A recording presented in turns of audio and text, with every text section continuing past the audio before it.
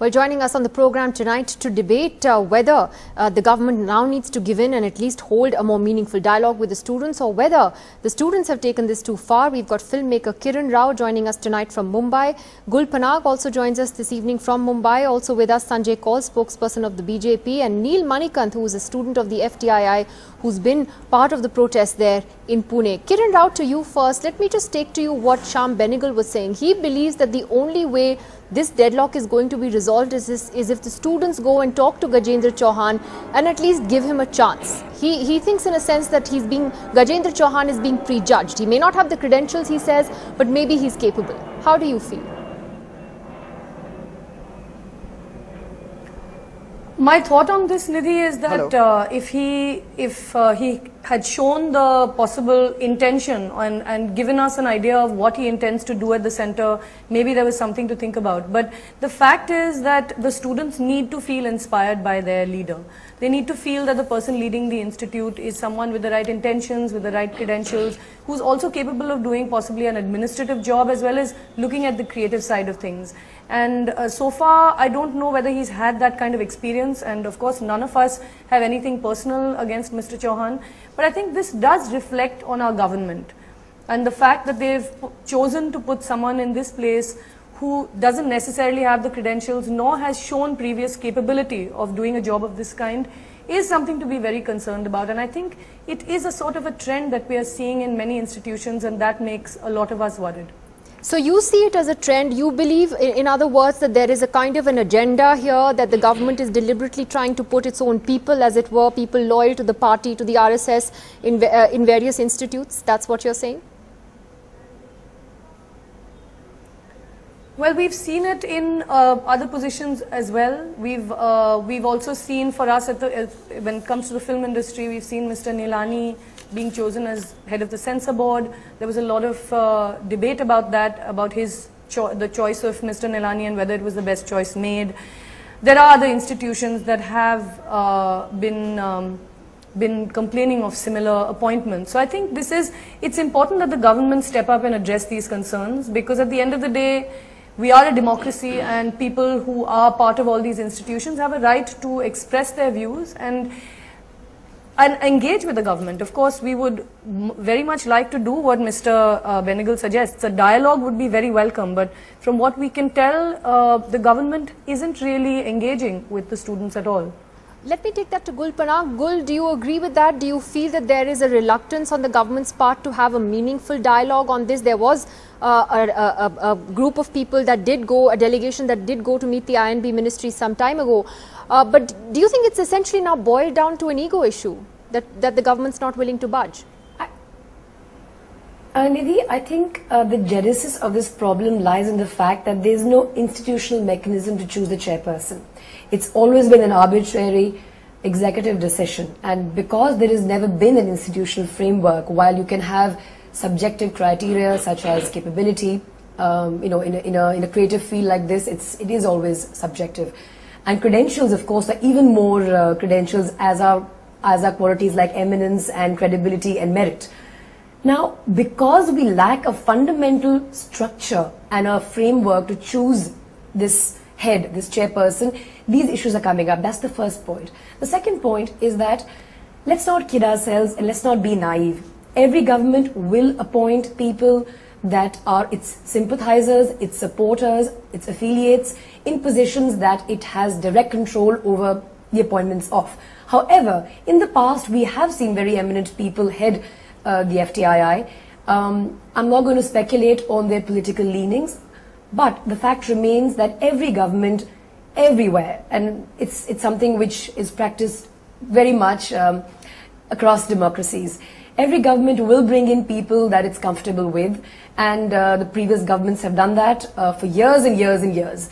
So I don't think it's honestly very fair to vilify the present government on that account. Where they can be held accountable, perhaps, is the choice of their candidate and the fact that there doesn't seem to have been any kind of criteria for selection, subjective or objective. Now, whether it's an ego battle, well, No, but it's interesting what you say. You know, it's interesting what you say, because Rishi Kapoor made an interesting point that day ki if you had to appoint your own people, I think if they had chosen even Hema Malini or Shatrughan Sinha or somebody else, I don't think there would have been this kind of protest. I mean, these are still their own people, their own party members. But let me take this to Sanjay Kaul of the BJP. Sanjay Kaul, at the end of the day, you know, what could be the way out? Isn't it the government's responsibility to find a way to reach out to the students and talk to them? Why doesn't Mr. Gajendra Chauhan, as Rishi Kapoor was saying just a few days ago, just step aside? The students don't want him there. Can this work in any form going from here?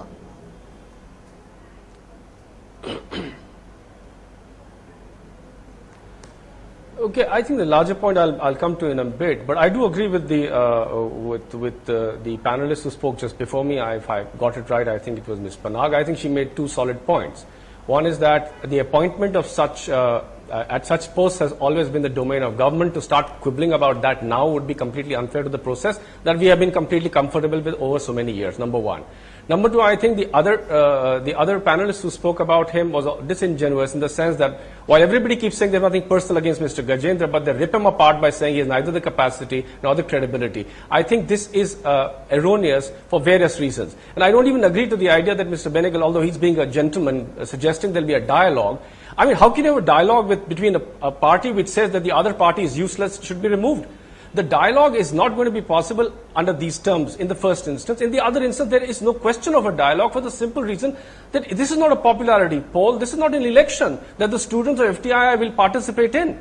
I mean, the course material will not change. The curriculum is not changing. He's just chairman of a board of advisors. He's not going to be teaching them every art. He is not going to be necessarily the only person in the institution. It is your disbelief in this institution that creates such problems. The simple thing is to understand is this.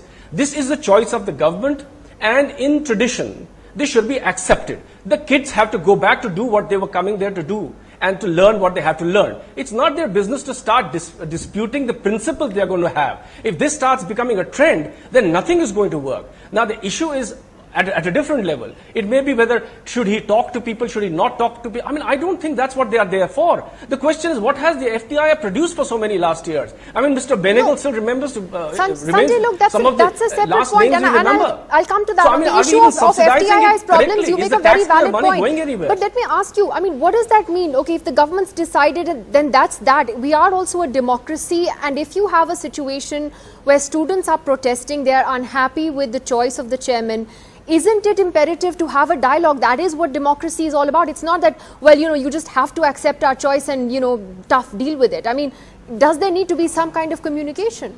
Sanjay? No, I think we're stretching it beyond logic actually right now. But democracy, this is an institution.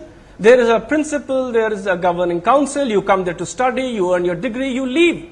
This is not a political slugfest. We are not training them for politics. This is not the JNU, where you have enough time to indulge in this kind of theoreticians meet and they discuss ideology. You're supposed to learn the craft and leave. I mean, I'm told that people are using FTII as family sort of heirloom. People are staying around, their students are enjoying themselves, they're continuing. Is the taxpayer money now going to be used for people who are getting in there on subsidized terms to determine who is going to be the principal? Okay, is this their merit? Is this their job? Are they supposed to be doing it? And if yes, then I'm sorry, you're opening all institutions to this question. Okay, so Kiran Rao, this shouldn't be a politicized institution, and a point that Sanjay makes, which is something that columnist Ashok Malik wrote very well in a column the other day on our website, was about the problems that FTII currently faces as a whole. That there have been some 39 strikes in the last 55 years of its existence. There has been no convocation for the last 17 years. Students, as Sanjay was pointing out, who are supposed to graduate in 3 years, go and stay on for almost a decade and don't leave the institute. Aren't there bigger institutional problems, bigger than Gajendra Chauhan, that the FTII needs to address? Kiran Rao. Certainly. I think there's a lot been spoken about the actual functioning of the institute and how over years it has failed on many counts, and a lot of people call it a moribund institution, and there's been a lot of criticism, and I think that needs to be taken forward and dealt with as well. But is Mr. Chauhan the right person to fix these problems, and will he have the confidence and the support of the students while doing so? And I don't agree with Mr. Kaul that students just should go ahead and study just because they've got in, and they should keep quiet and do their course, because at the end of the day we are creative people, and it is important for us to feel happy, secure, inspired by the place that we are creating in. And I think the government should be sensitive to that as well. It's not like every time there's been an appointment in the past that there's been protests. In fact, the BJP government had Mr. Vinod Khanna in this position earlier, and there was absolutely no protest. So it's not really a party question right here, right? In this particular instance, it's just a question of what the students feel would be best for the institute, and certainly the institutional failings need to be addressed as well. Let me ask the student in question, though. Neil Manikant is one of the protesting students at the FTII. And Neil, the question is, today the director said that for heaven's sake you need to go back to class. Okay, and that a line has been crossed. That is what the students are being accused of, that you're holding up classes. Like I said, 37 strikes in 55 years isn't a very terrific record to boast of. So do the students need to look at this afresh? Why don't you go and try and talk to Gajendra Chauhan, as Shyam Benegal suggests?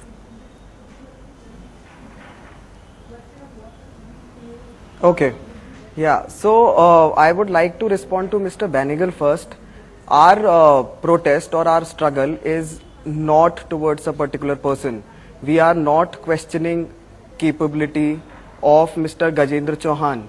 We are trying to question the process which can judge his capability not on the basis of his credentials and make him chairman of the institute.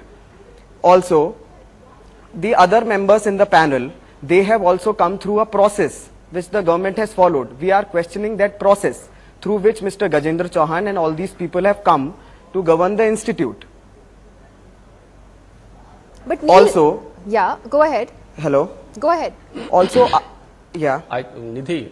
Also, I would like to bring to your notice that this whole administrative and academic problems are talked about here, that the problems are administrative in nature in FTII. So any person who can deal with administration of it should be brought in. So as an academic institution, our problems, which are so-called administrative in nature, are not very far from our academic problems.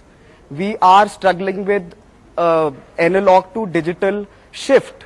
So all our administrative problems are very much academic in nature, and any person who does not understand the academics and the whole process of academics in cinema will not be able to solve our administrative problems also.